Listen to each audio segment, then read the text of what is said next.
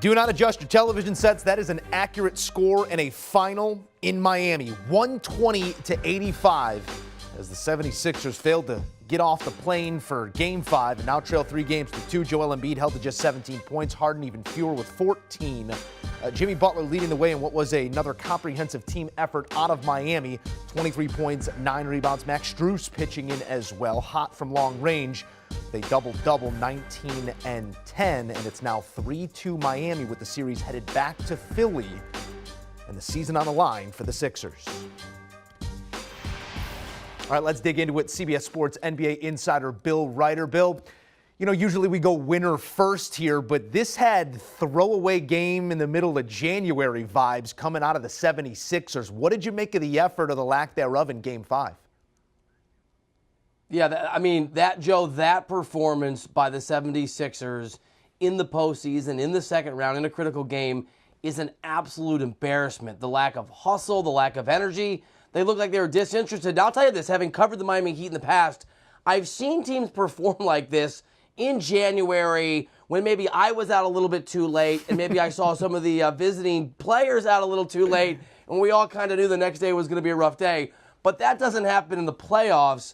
I cannot explain to you the utter lack of passion and the utter lack of effort we just saw from the Sixers. It was something. When you take a look at that fact, do you put it at the foot of the players? Do you put it at the foot of the coach? I mean, Joel Embiid at one point in the second quarter, about halfway through, did get knocked in the face, went down.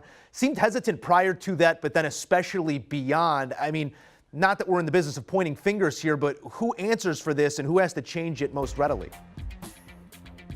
Yeah, I'll happily point fingers, and normally I point them at the head coach and Doc Rivers, and I'm sure he shares some of the blame. But to me, it's Joel Embiid. I know he's hurt. I get it. I got it. I understand it. But his utter lack of effort out there, he looked like, Joe, he'd rather be anywhere else on the face of the earth, coupled with some of the reporting that happened in the broadcast, that he was down and frustrated he didn't win the MVP. Hey, man, the way that I'm an Embiid fan. I think he's a remarkable player. I'd love to see him play at his best performance every single night in the postseason. But if you're mad you didn't get an award, the way to channel that is to bring it and to put up 35 and to take more than 12 or 13 or 11 shots and to try to impose your will. So in this case, Joe, I think it's on Joel Embiid. He's the leader. He wants to be the most valuable player in the NBA. You got to start by being the most valuable player on the floor in a playoff game like this one. All right, let's go on the Miami side here because Jimmy Butler again led the way, but it was not the 40-point performance in Game 4. Do you think Miami's better suited being balanced, even taking this show on the road now to Philly to try and close out? I do. I love their balance, and I think it's one of the things that makes them incredibly dangerous. You mentioned Max Strus, who had a really huge game we've seen in this series and in this postseason. Victor Oladipo wasn't really a part of the Heat's plans because of injury over the last year, have some contributions, and we know if they need him to get there, Jimmy Butler can put up a 40-point game. He had a lot of points in the first quarter. He was on track to have a 30 or 35-point game, but he didn't need to. They were able to rest him a little bit at the end of the game. He put his effort into other things. He could ramp up defensively.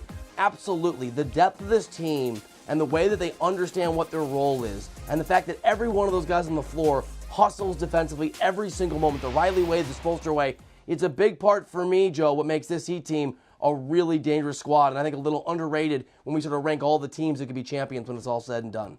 Big face cortados for everybody who got to double digits. I think that's how it goes in Miami. Bill Reiter, before we let you go here, Philadelphia, they got to flush this one. You're heading home. You know that crowd's going to be raucous in more ways than one and demanding a better effort than what they saw here on Tuesday night, Bill. How do they flush this game and force 7?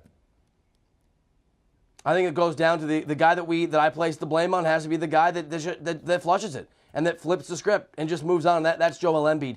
We have seen teams win NBA championships in which they have been embarrassed and routed on their way to that championship in really big games in the postseason. It's happened to the Warriors in their championship runs. It's happened to LeBron James in his championship run in Cleveland and in LA.